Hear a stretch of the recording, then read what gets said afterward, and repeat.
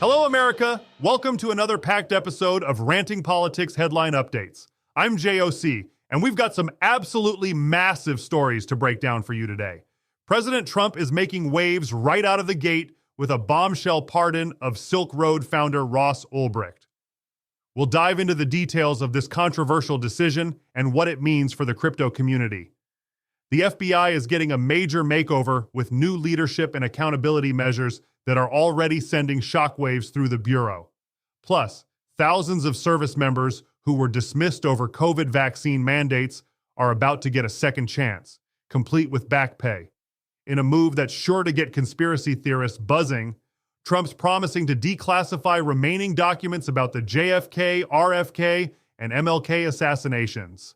And if that wasn't enough drama for you, we've got a serious showdown brewing in the Senate over cabinet confirmations, with Majority Leader Thune threatening weekend sessions to push through key nominees. Stick around, we're about to break it all down for you right here on Ranting Politics Headline Updates.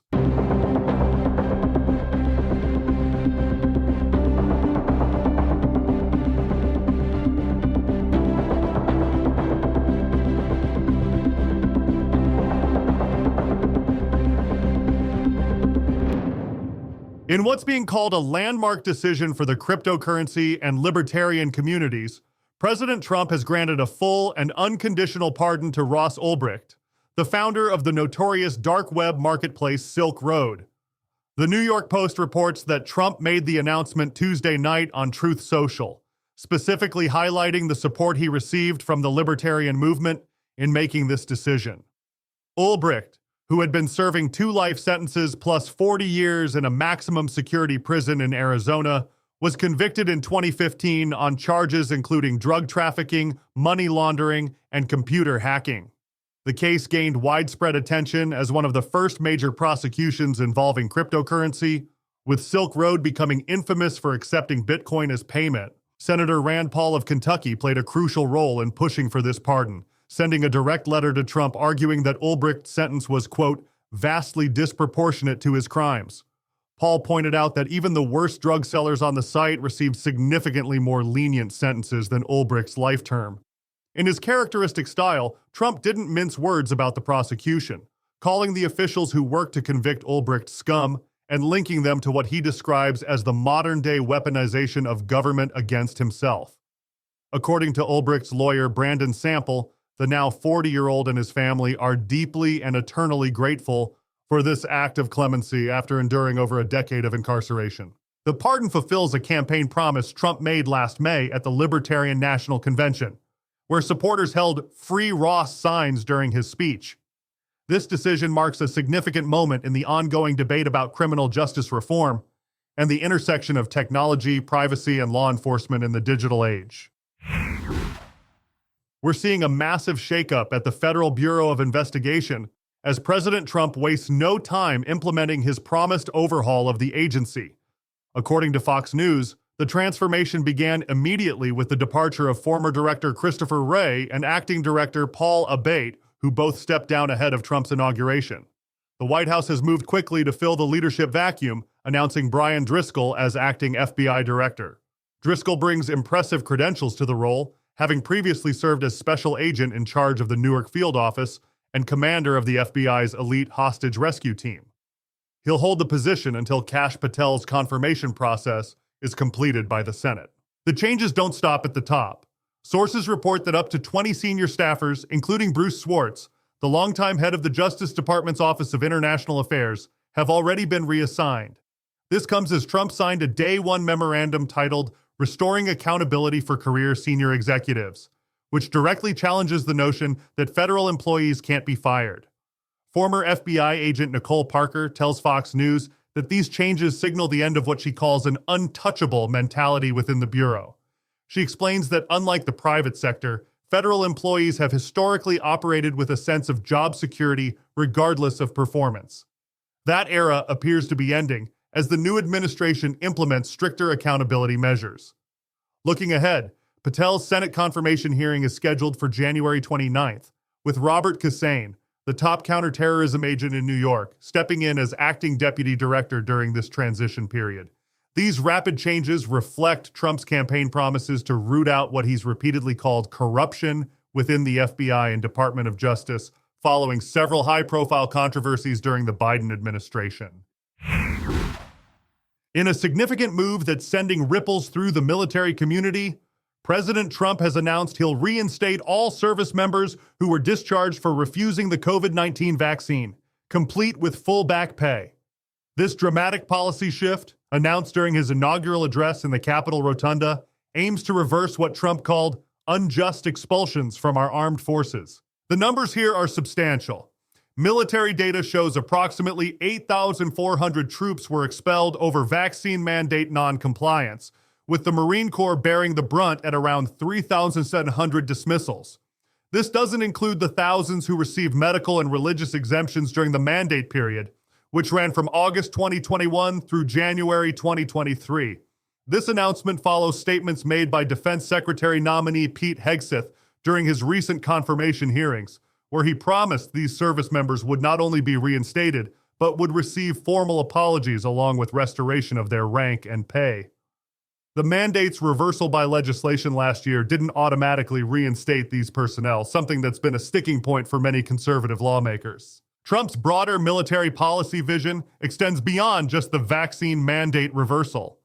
During his inauguration speech, he pledged to end what he described as radical political theories and social experiments in the military, emphasizing that our armed forces should focus solely on their primary mission of defeating America's enemies. While the administration hasn't yet released specific details about the reinstatement process or calculated the total cost of back pay, this move represents one of the most sweeping military personnel policies implemented in the early hours of Trump's return to office. In a move that could reshape our understanding of some of America's most controversial moments, President Trump has promised to release previously classified records related to the assassinations of President John F. Kennedy, his brother Robert F. Kennedy, and Dr. Martin Luther King Jr. Speaking at a packed rally at Washington, D.C.'s Capital One Arena, Trump framed this decision as a crucial step toward restoring transparency and accountability in government. The timing of this announcement carries particular significance, as Trump has just nominated Robert F. Kennedy Jr. to lead the Department of Health and Human Services. The younger Kennedy, who endorsed Trump's presidential bid, has been outspoken about these historical events, particularly regarding his uncle's assassination. He's previously made headlines for publicly supporting theories about CIA involvement in JFK's death, claims the agency has consistently denied. Trump's pledge goes beyond just these specific cases, promising to tackle what he calls the overclassification of government documents and release information on other topics of great public interest. This initiative is part of a broader day one agenda that Trump says will keep Americans glued to their television screens. When advisors suggested spreading these actions over several weeks, Trump reportedly responded with characteristic directness, insisting on immediate action. This move to declassify these historical documents marks a significant shift in how these watershed moments in American history might be understood and could potentially reveal new insights into these pivotal events that have fascinated historians and the public for decades. The Senate is gearing up for what could be a marathon confirmation battle, with Majority Leader Thune threatening to keep senators working through the weekend. The showdown began when Democrats blocked a quick vote on John Ratcliffe's nomination for CIA director, despite the Intelligence Committee's strong 14-3 approval of his nomination. A visibly frustrated Thune laid down the gauntlet on the Senate floor, making it clear this could be done the easy way or the hard way. As he put it, these confirmations can happen Tuesday or they can happen Friday, Saturday, and Sunday. The choice, he stressed, lies with the Democrats. The confirmation process has become particularly contentious around Pentagon nominee Pete Hegseth. Democrats are scrutinizing an affidavit from Hegseth's former sister-in-law that includes allegations of alcohol abuse and intimidation, claims that both Hegseth and his ex-wife firmly deny. In response, Democrats are employing every procedural tool at their disposal, forcing roll call votes on motions typically passed by voice vote. Senator Mike Rounds offered a candid assessment of the situation, acknowledging this might be payback for similar Republican tactics used against Democratic judicial nominees last month. The growing frustration with these delay tactics has even prompted discussions of potential recess appointments, a topic that surfaced during Tuesday's meeting between Trump, Thune, and Speaker Mike Johnson. As it stands now, Ratcliffe won't see an initial vote until Thursday, with Hegseth's confirmation pushed to week's end. Unless Democrats relent or Thune backs down from his weekend session threat, we're looking at a long few days ahead on Capitol Hill. And that wraps up today's whirlwind of political developments. From Trump's surprising pardon of Silk Road founder Ross Ulbricht to the major shakeup at the FBI under new acting director Brian Driscoll. We've covered the reinstatement of troops dismissed over COVID vaccine mandates, Trump's promise to declassify historical assassination records, and the brewing battle in the Senate over key confirmations. What a day in Washington, and you can bet there's plenty more to come. Stay up to date with all our latest coverage by following us on X at RantingRP. For deeper dives into these stories and exclusive content, head over to rantingpolitics.com. And don't forget, you can also now find us on YouTube and Amazon's Audible app. This is JOC signing off, and thank you, our loyal listeners, for choosing Ranting Politics headline updates. We'll be back soon with the updates you need to navigate these interesting times.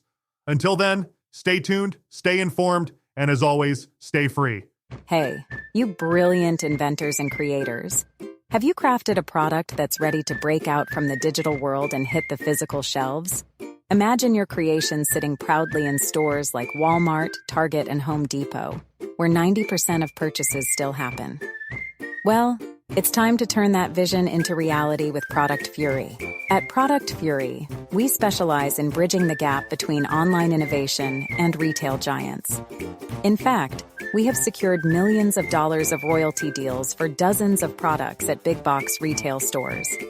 Whether you're selling gadgets, home goods, or anything innovative, we're here to amplify your reach. Don't keep your product confined to the web. Visit www.productfury.ai today to submit your information for a free product evaluation. Let's get your products out of the internet cloud and into customer carts. Remember, that's productfury.ai. Make the leap from clicks to bricks and see your product thrive in the bustling aisles of major retailers. It's your time to shine on the big stage. Visit us now